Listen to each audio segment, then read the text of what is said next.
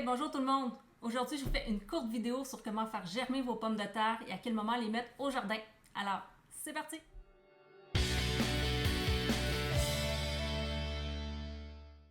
Hier, je suis allée à la jardinerie près de chez moi et puis j'ai acheté des pommes de terre. Donc, je vais vous montrer les sortes que j'ai achetées. J'ai acheté des Red Viking, comme ça. J'ai acheté des Gemstore Rosette, comme celle-ci. Et également, j'avais envie d'essayer ça cette année. J'ai acheté des pommes de terre, excusez-moi, bleues. Donc, on dirait que c'est mauve là, sur l'image, mais des pommes de terre bleues. J'avais envie d'essayer ça cette année. Donc, c'est à découvrir. Puis, j'en ai profité pour acheter en même temps mes bulbilles d'oignons rouges. Je vous avais dit que je remplacerais les oignons que j'ai pas réussi. En fait, que les semences étaient déjà à fin de vie. En fin de vie, ouais. Et puis, j'ai acheté, voici ce que ça a l'air, des bulbilles d'oignons rouges. Donc, je vais pouvoir les mettre là, en terre bientôt, là, début mai probablement, je vais aller les planter. Donc, pour les pommes de terre, ce qu'on va faire, c'est qu'une pomme de terre, ça prend environ un mois. On dit environ un mois avant de les mettre en terre, de les faire germer. Vous pouvez aussi les acheter dans le marché du coin, déjà germées comme celle-ci, là, on voit qu'elles ont déjà commencé à germer. Donc, c'est sûr que dans un mois, elles vont avoir encore plus germé, mais bon, c'est ce qu'il y avait à la jardinerie. Donc, il y a celle-ci. Pour les faire germer, ce qu'on va faire, c'est qu'on peut prendre un petit plateau comme ça où est-ce qu'on peut acheter des œufs à l'intérieur. Et puis, on va venir juste mettre nos pommes de terre comme ça dedans.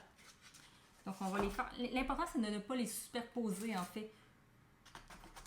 Voilà, il ne faut pas qu'il y ait de l'humidité qui se crée entre et qu'elles pourrissent. On met nos pommes de terre comme ça à l'intérieur. Je vais sortir les autres également. Donc, environ un mois avant, là, moi je suis à la mi-avril en ce moment. Elles aussi, elles ont déjà commencé à avoir des petits germes, on peut le voir. Donc, environ un mois. Donc, moi, je vais les mettre au potager à la probablement mi-mai, fin mai.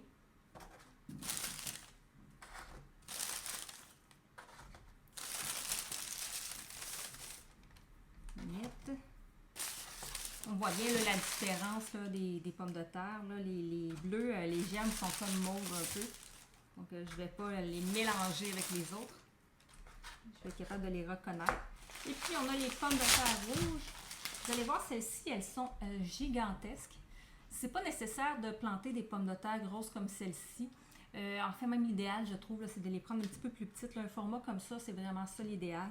Par contre, cette sorte-là, c'est vraiment le type de pommes de terre qu'on a. Il y en a des plus petites comme ça que je vais trouver idéales à ce moment-là. Quand vous en avez des grosses comme ça, ce que vous pouvez faire, c'est les couper en deux ou même en quatre.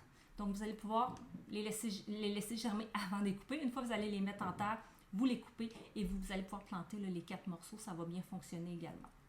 Donc, moi, je vais quand même me concentrer sur les plus petites. Elles sont quand même très grosses.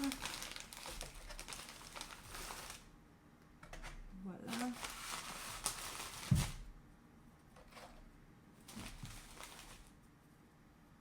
Voilà. Donc, souvent, ce qu'on va faire, là, il y a un germe sur le dessus qui va sortir, qui va habituellement un petit peu plus gros que les autres. Moi, c'est souvent comme ça que je vais planter ma pomme de terre. Donc, je vais la mettre avec le gros germe sur le dessus. C'est mieux que le germe ne soit pas trop gros. Il y en a qui vont venir avec des gros germes, c'est parce que le germe va être un petit peu plus fragile. Donc, il se pourrait qu'il se brise quand on va le mettre en terre. Quand on va arriver fin mai, on va les mettre en terre. Moi, je les mets environ à 15 cm sous la terre. Et je vais les laisser après là, pousser. Je vais bien les arroser également. Donc, on les met dans un sol qui est bien amendé, un sol qui est bien riche, qui est bien meuble également. Donc, voici. Il y a Léa la Savannah là, qui veut s'en mêler. Alors, voici comment on fait pour faire germer nos pommes de terre. Environ un mois. Et puis, il va y avoir des beaux germes qu'on va pouvoir mettre au potager. Et voilà. C'était une petite vidéo pour vous montrer comment faire germer vos pommes de terre. C'est le moment de le faire. Dans un mois, vous allez pouvoir les transplanter dans le sol, avoir vos pommes de terre à la maison. Ce qui est intéressant, une pomme de terre comme ça, ça va vous en donner plusieurs, une dizaine de pommes de terre. Donc, ça vaut vraiment la peine de le faire. Dans le potager, moi, je vais les mettre à 20 cm les unes des autres parce que, encore là, je pratique la densité des cultures et c'est le moment, donc, je disais, de les faire germer. Alors, n'hésitez pas à commencer. Et puis, je vous dis merci d'avoir visionné cette vidéo. Abonnez-vous.